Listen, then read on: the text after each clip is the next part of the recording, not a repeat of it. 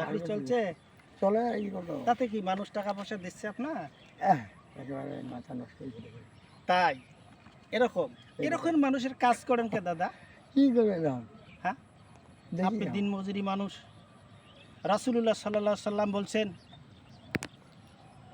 মজুরি গরিব মানুষের, যারা খেটে খাওয়া মানুষ, দিন মজুরি মানুষ, হুজুর করে এদের দিলে গায়ের ঘাম শুকানোর আগেই টাকা হ্যাঁ, পরিশোধ করে দেওয়ার দেয় দরকার। কজন।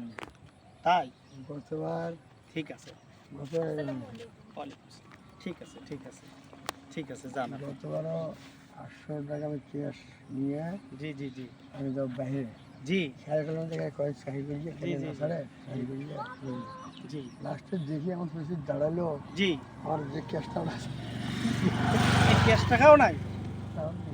আর দেখি পাবো আচ্ছা আচ্ছা আচ্ছা, ঠিক আছে দাদা, ঠিক আছে আমি তো যাচ্ছি আচ্ছা আচ্ছা।